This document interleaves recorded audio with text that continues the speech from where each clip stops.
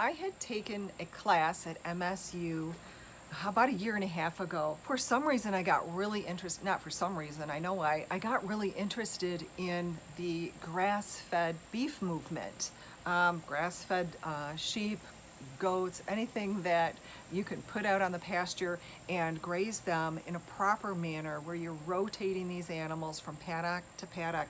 I got so interested in this because I really learned that in order to build soil, retain our topsoil, avoid runoff and erosion, and sequester carbon, that the best way to do this here and help Mother Earth was to get the hooves out on the soil.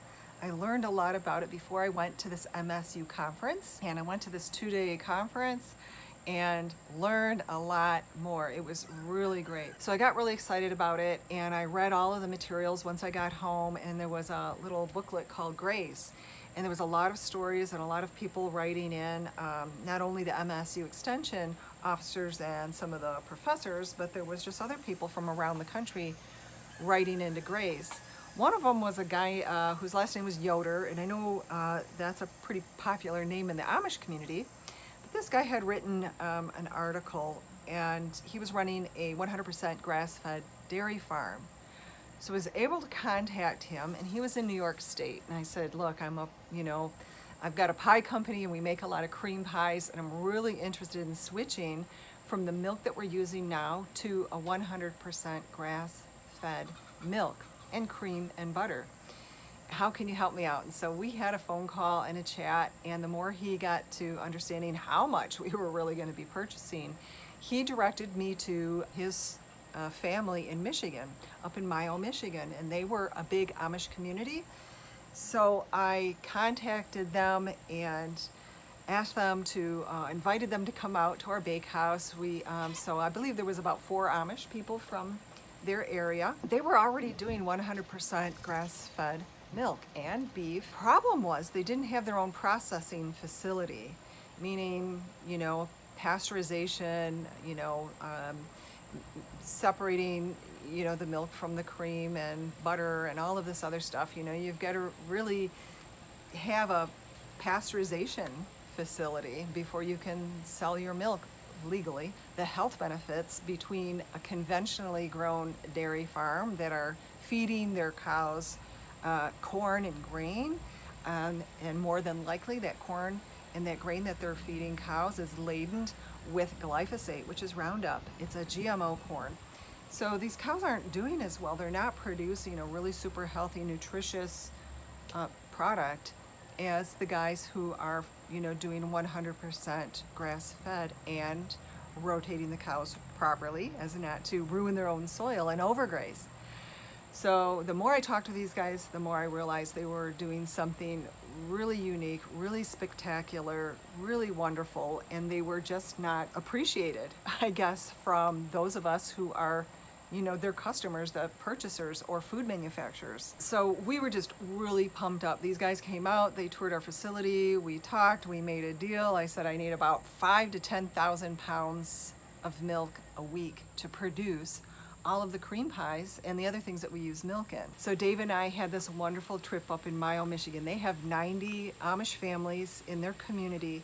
They are old order Amish, and that means they don't use electricity and they don't drive cars, and so they don't have a lot of the modern conveniences. But you guys, you know what? I was blown away at how advanced the Amish families were that we visited. We went into their homes, and there's no electricity, but they have these big skylights bringing in sunlight. They're totally living off the grid, almost off the grid. Some of them do have propane to run freezers. We pulled up into Nathan and Rebecca's driveway, and their 6 children, well, they have their 5 boys, and then they have a little baby girl. They all, came out to greet us. They're just so friendly and sweet. But we noticed as we stood there talking for a minute that there was something smoking over there in the corner of their yard, and they said that was their boiler to keep their water hot. So they were burning wood for their hot water. Like I said, I saw solar panels and skylights and beautiful farm. So they hooked up the horse and buggy, and we got on to the back of the buggy and we went on a tour on Nathan's 350-acre beautiful pasture land. He is rotating his 40 cows every day. Every 24 hours they get moved to a new fresh paddock. I've got some video from Edward's farm. It was another dairy farm that we went to, and his father-in-law was helping out as well as his young sons. So it was so interesting to see how the family dynamic is. They didn't have huge farms. They had farms that were just right for them and their family to maintain. They weren't having to, bring in a lot of extra employees. They had, I believe Edward had about 35 or 40 cows maybe, and it was just perfect. We watched the milking, we were there for the whole process. Again, a really beautiful farm. Just look at this view. I just did a panorama here.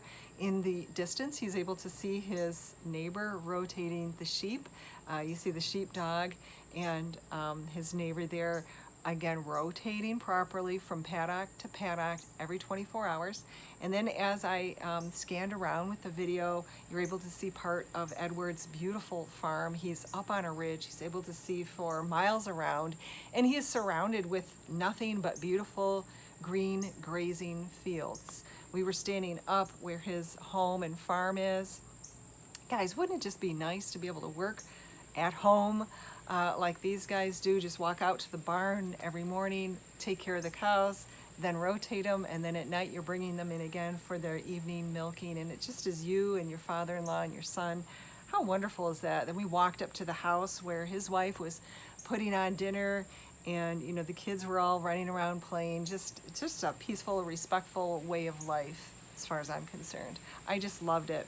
When we walked into this barn, and all the cows were inside the barn. They had just come up from the pasture and they were getting ready to go into the milking parlor. This milking parlor probably held 6 or 8 cows on each side. So they were coming in at different times. His son was herding them in and then herding them back out. I just thought, oh man, this barn is gonna smell bad. It's gonna smell like a barn. I'm seeing a big pile of manure. I'm telling you what, the barn smelled sweet. And I said to my husband, what? How come this barn isn't like loaded with flies and stinky poop and everything? And Nathan had told me, see, that big pile of poop was actually compost. It was actually, rotated and kept aerated so it didn't become anaerobic and start smelling and creating the methane gas that it seems so many people are blaming all of the methane gas and all the carbon that's in our air, in our atmosphere, that's just so harmful.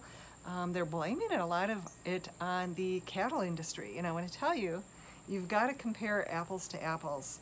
Don't compare a huge feedlot with not a blade of grass on it, where the cows are being, quote, fattened up in their last few months of life, eating piles of GMO corn that's been sprayed with glyphosate, where they're becoming sick.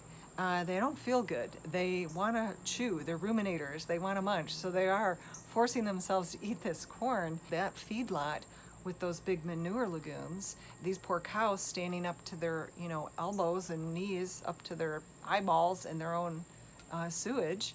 Yeah, that's not healthy. That's what's creating the methane and the carbon.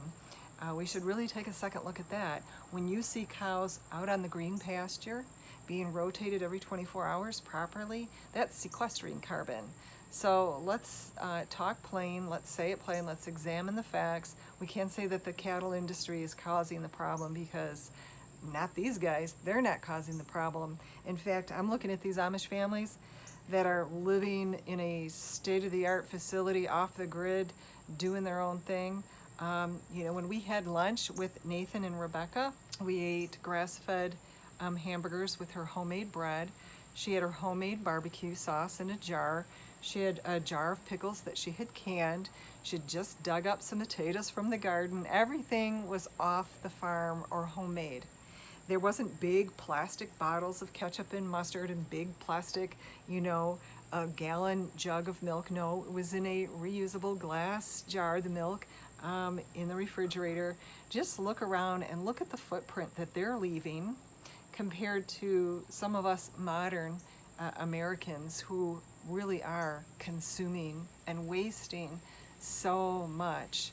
So many plastics and non-renewable resources that we use. We use so much water, so much coal-generated energy, driving our big cars around. I tell you, just a family of 4 here compared to their family of 8, they're probably actually sequestering carbon and reversing some of our footprints along with not creating their own. So pretty cool, you guys. I just really enjoyed it, and it really opened my mind and my consciousness to a better way of life and how to make improvements on the earth big time and in a very fast way. Another part of the tour was visiting the Creamery. It is not open yet, it's not ready for business, it's still in the process, but look at these big skylights. I mean, look at this facility, it was just amazing. We walked around there and talked to Abe, and I said, you guys are like, I don't know if you know anything about LEED certification. A LEED building, they have different levels. Maybe I'll attach a link below. I was in New York City many years ago and I toured the Hearst Building, which was gold certified LEED. That was the highest level of a LEED certification that you could get. And we have a lot of LEED certified buildings here in Michigan, especially in the Grand Rapids area. So that means that you're building your house or your commercial building with a very small impact on the earth. You're using solar panels, you're recycling the gray water, you've got rainwater catch gardens perhaps. So just pretty amazing. So when I toured that facility, I was like, man, solar panels and these awesome skylights, and just looking at things like that, I thought they should be LEED certified. And when we were talking to Abe and the guys that were there, I said, man, what you guys are doing is so unique. There's no creamery that I know of in the state of Michigan that's offering 100% grass-fed milk and butter and cream, all dairy products, that is also non-homogenized and that is not ultra-pasteurized, right? So you go into some of the grocery stores around Kroger or Meijer or whatever, and you can find 100% grass-fed milk, but check it out, read the small print. It says ultra-pasteurized. That means it can sit around in your refrigerator for months. To me, that is just not natural. I do not like the ultra-pasteurized half and half that we were buying there, even though it was like grass-fed and it was wonderful, no hormones or steroids, all this, but it was ultra-pasteurized. It just doesn't seem natural. So I cannot find the gold standard of milk that I'm looking for to make cream pies with. I'm looking for 100% grass-fed. I'm looking for a non-homogenized milk, and I'm looking for it to be, a short shelf life. It should be, ready to be expired in less than a week, right?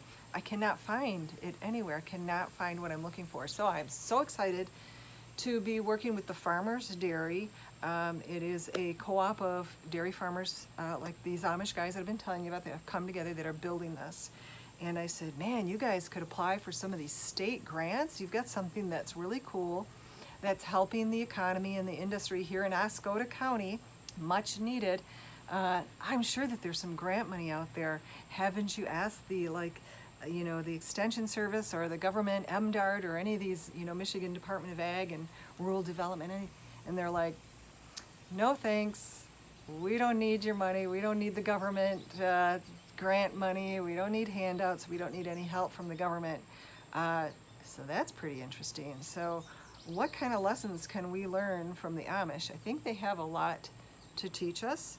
They don't graze the grass down to the bare bones, like you'd cut your lawn to what you set your mower to about 3.5, 4 inches, and I think that was my idea of how he was waiting to the grass look like a beautifully mowed, like golf course before he moves the cows to the next pasture. That's wrong. You've got to leave some of the foliage, some of the grass still there so that it can stay healthy and strong and have armor on the soil. You guys, I've listened to a lot of Gabe Brown and Greg Judy and Joel Salatin. I've got some links below on those guys too. So as you can tell, I'm really excited about sequestering carbon, taking care of the soil, allowing the soil biology to be healthy and strong, not spraying it with Roundup to kill everything in its path. What a beautiful farm this was. What a happy day that we had. After we spent time out in the pastures, communing with the cows, I was able to get a few photos. Now, you may or may not know that the Amish aren't going to be posing for photos, that's for sure. They're a very humble people. They're very peaceful. I want to say there's like no big egos, right? They just live in this happy, peaceful Christian life. And their children are very peaceful and just well-mannered. And I have known Amish people since I was a young girl myself. We lived in this little teeny town in Holiday, Tennessee for many years, and there was this very small Amish community there. I was there during very formative years of my life, and the Amish families that I got to know and that we hung out with, and we made really good friends with them. The Amish families really left a huge impact, more than what I had realized back when I was 12 years old. And what I guess they had impressed upon me was just a peaceful lifestyle. That their families, some of them had 10, 12 kids. It was still pretty peaceful and quiet in those homes, and I was like used to like craziness at my house and loud, and here it was a relief to go hang out with the Amish. I had learned a lot about a respect as well, and not only respect for one another, but a respect for the earth. So the Amish aren't out there on their pasture, on their farms with big, heavy tractor tires crushing down their soil, creating impact and compaction to their soil. They don't put the big tires out on their fields. So that was interesting. I watch a lot of YouTube. I watch a lot of guys on YouTube, and Seven Sons Farm had just done a little video last week on samples of soil that had hooves on the soil and had been grazing. There was a lot of life in the soil, and he put a shovel full of that in this little container, and then he'd gotten a shovel full from his neighbor's field that were rotating GMO soybeans and corn forever and ever, and he got a shovel full of that and put that in a container and then poured what would be like an inch of rainfall. And the compaction soil that did not have any life in it because it had been sprayed and sprayed and sprayed with pesticide and herbicide and everything else, and it didn't have air and life in the soil. The roots can't make it down to bring up the nutrients into our food. That soil just ran off and eroded. The soil, the water that flowed off of that pan was just mucky and dirty and looked like chocolate milk. The soil that's being allowed to live and have hooves on the soil, that soil absorbed the water and it kept the water in the soil. Very little ran off of this. Check it out, check this experiment out. The water that did run off was clear. So it also acts as a nice filtration system. So guys, if you want to get on the bandwagon with me as a food manufacturer and you want to support farms like this, you are actually supporting our loss of our topsoil. You're supporting retention of topsoil, I should say. You're supporting less land erosion. You're supporting clean water, clean air, because we're absorbing carbon out of the air. It's being pulled into the soil. It's so interesting to me, you guys. I had no idea how, as a pie baker, as a food manufacturer, I'm very connected to the farms, and I'm become very interested in purchasing products from healthy farms who are helping the environment, not breaking down the environment. So guys, join me with purchasing this grass-fed milk. I hope to be able to carry a little extra of that milk in our 6 pie shops. It'll be coming in beautiful glass jars, and it will be non-homogenized. It will be pasteurized, but pasteurized at a very slow temperature, slow and low. The cream will be at the top. It won't be homogenized. It's to break down those fat particles really, really small. That's not healthy for you. So I've learned a lot with hanging out with these Amish guys, and I'm really excited about their product. I'm hoping that we can also get some heavy cream and butter from them. Can you imagine? Oh my goodness. Let's all help each other out. Let's help our environment out. Let's help our earth to be here for another 7 generations and leave it a better place than when we found it. All right, you guys, I appreciate you watching today. Please feel free to share this informational video to your friends.